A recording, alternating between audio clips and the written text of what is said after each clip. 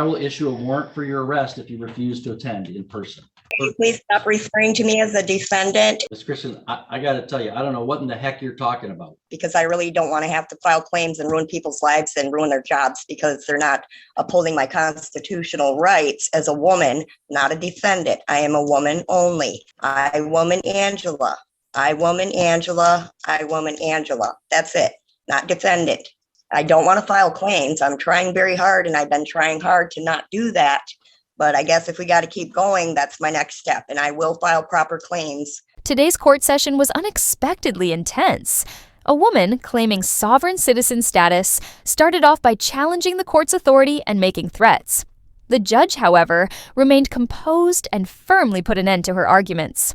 Although she seemed confident she could outmaneuver the system, it quickly became clear she was mistaken.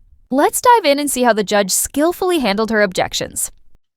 All right, good morning, Ms. Christensen. Can you hear me? Yes, I can hear you. All right, good morning. We are back on the record in the 53rd Circuit Court for the County of Presqu'île. And Ms. Christensen, although you're appearing from your home, for convenience sake, it might not feel like a court hearing, but it is a court hearing. So I'm going to ask you to please remove your hat. Oh, sorry. No worries. Okay, thank you. All right, so as we begin the hearing, just like last time, I'm required each time to remind you that you do have the right to the assistance of a lawyer if you wish. And that includes the right to a lawyer at public expense if you were indigent, and that you've previously waived that right and wish to represent yourself. And so I guess I want to ask you again, do you reaffirm that you'd like to represent yourself in this matter, or would you like to have a lawyer? No, I would like to self-govern, and I stand on my paperwork. Okay, so what we have today, you did file 4 written notices that asked for some type of relief, and we had adjourned the hearing to today for any argument on that.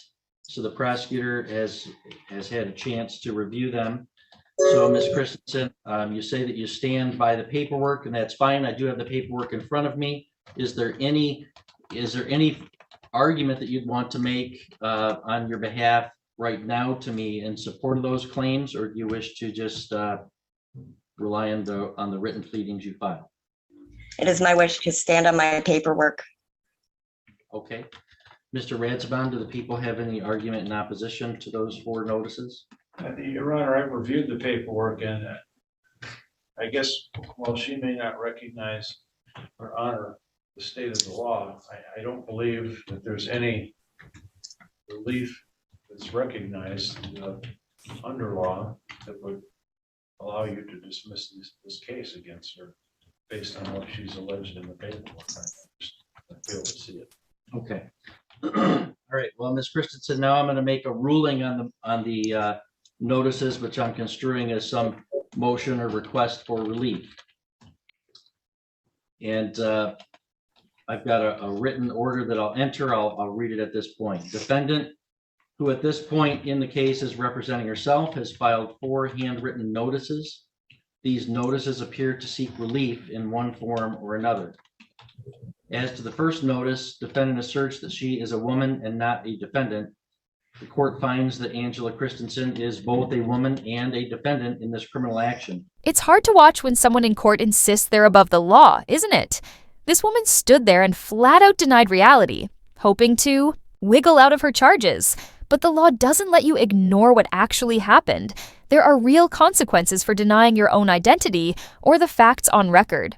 Too often, these cases drag on with endless delays, costing taxpayers and clogging the system, only for judges to finally toss them out as a waste of time. It makes you wonder how we got to a point where these arguments even get a hearing in the first place. What do you think? Are these tactics winning by default, or is the justice system slowly catching up? Let's jump back in and see what happens next. To the extent her notice seeks relief, such relief is denied. As to the second notice, defendant demands that any man or woman with a claim against her appear and present such claim in open court. To the extent that this notice seeks to invoke defendant's right to confront her accusers, this court will enforce that right. However, The right of confrontation does not require the complaining witnesses to appear at all pretrial hearings, but only the trial or any necessary evidentiary hearings. So to the extent that this notice seeks to require the appearance of any complaining witnesses at all pretrial hearings, such relief is denied. As to the third notice, defendant asserts that this court lacks authority over her and that only her creator has that authority. Without gainsaying the authority of the creator, it can be noted that religious traditions commonly recognize that the creator has instituted human authority as well. In this matter, the people of the state of Michigan, through ratifying the 1963 state constitution, as well as its predecessor constitutions, have established this court and its authority.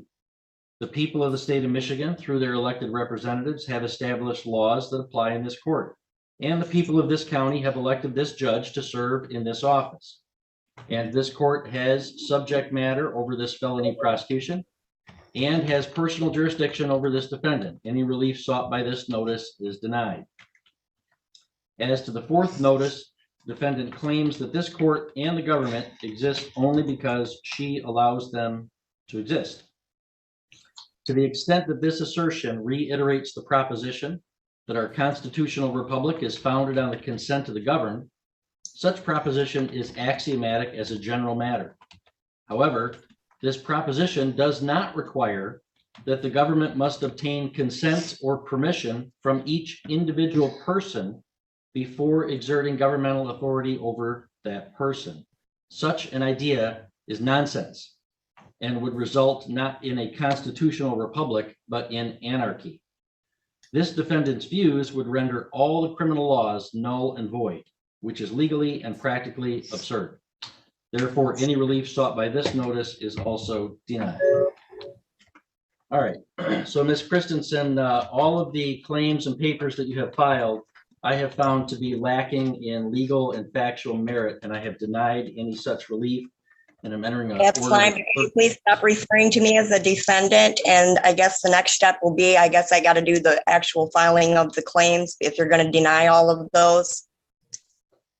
No, those, I don't know what claims you're talking about. You filed some claims or notices or requests. No, I did not even file my claims yet. I did notices. I did not file my claims yet. I've been putting that off because I really don't want to have to file claims and ruin people's lives and ruin their jobs because they're not upholding my constitutional rights as a woman, not a defendant. I am a woman only. I, woman Angela. I, woman Angela. I, woman Angela. That's it. Not defendant. I'm not a defendant. Well, you are. All her frantic rambling amounted to a single word from the judge: denied. You could almost see her scrambling for any last-minute excuse with the few remaining brain cells she had. Then, out of nowhere, she tried to claim she wasn't even a defendant anymore, one of those classic sovereign citizen tricks to dodge responsibility. But it won't work. The law doesn't bend to denials of your own identity. Honestly, it makes you wonder what it would take to keep these tactics out of our courtrooms. My wild thought? Ship them all off to a private island with zero laws to see how long they last. But hey, what do you think of that plan? Stick around. She's about to get even more outrageous. And okay, in your opinion and legalese, yes, but I am a woman. So do we need to do trial by jury when we can do my claims and file my court with your court at the same time? Because that's going to be my next step, to file claims against everybody involved in this case, because there is no verified claim, and complaints and claims are two different things. I don't want to file claims. I'm trying very hard, and I've been trying hard to not do that. But I guess if we got to keep going, that's my next step. And I will file proper claims with the proper people and the insurancing for the bonding. So I don't know what you want to do at this point, and I really don't want to have to do that. Ms. Christian, I got to tell you, I don't know what in the heck you're talking about. You're talking nonsense. So here's the thing. I am not going to relinquish my authority in this case. I'm not. All right. The prosecutor's office can dismiss the case. They're choosing not to. So that means we do have to go forward to a jury trial unless you want to plead guilty. All right. But what I'm also going to do is your ramblings here today and at previous hearings, and after I reviewed your written notices, it's clear to me that you have no concept of the legal and factual issues at stake. And I would never know anything and- about legalese on. because I never went to Hold on. school to do the legalese, so I don't understand that part. All right, you're illustrating my next point, and you have no respect for the authority of the court. You continue to interrupt me and such, and file these nonsense claims. So I am hereby withdrawing my consent for you to represent yourself. I'm referring this matter to the Office of Assigned Counsel for appointment. So any papers you file in this case, I will reject because they have to be filed. Well, I through don't your- accept that offer, and I do not require you to give me any court-appointed attorney, and I will self-govern because that is my right. Ms. I don't want an Christensen, attorney. I don't do legalese. I'm sorry. I'm not trying to be rude or disrespectful. I'm trying to be very decent. Well, I stand on my paperwork and I'll do the rest of my paperwork. I will keep doing it, and now I'm going to file my claims, so that's fine. But no, I don't need no legal counsel. I refuse that offer. I do not accept that offer. I'm sorry. With all due respect to you, I don't accept that. Well, Ms. Christensen, it wasn't an offer. So we are scheduling this next for a docket call on February 14th at 10:30 in the morning. And I'll refer it to the Office of Assigned Counsel for you to have an attorney at that hearing. You are no longer allowed to represent yourself in this matter, and you will be in person in my courtroom at that date and time. I'm sorry, but I cannot be there. I can do it via Well- Zoom, and I don't accept that offer either unless you want to compensate me for my gas and my time. Because I can't do that. I can't even afford to. Sorry. Ms. Christensen, it's not an offer. I want to have you here because you've expressed such disregard for the proceedings. I want to have you here so you can, your attorney. Ms. Christensen, stop interrupting me. It's not an offer. You will be here, or I will issue a warrant for your arrest if you refuse to attend in person. All right, we'll see you February 14th, or I'll issue a warrant for your arrest. You have a good day. You have a nice day. You really can't make this up. She actually tried billing the court $86,000 for her trip to the second hearing. Who does that? This isn't just a loud protester. She's taken sovereign citizen tactics to an entirely new level. Yet the judge stayed calm, listened once, then firmly denied her every stunt. He refused to let her dodge reality or skirt the charges, and you've got to respect that steadiness under pressure. What do you think? Was he too tough, or did he nail it?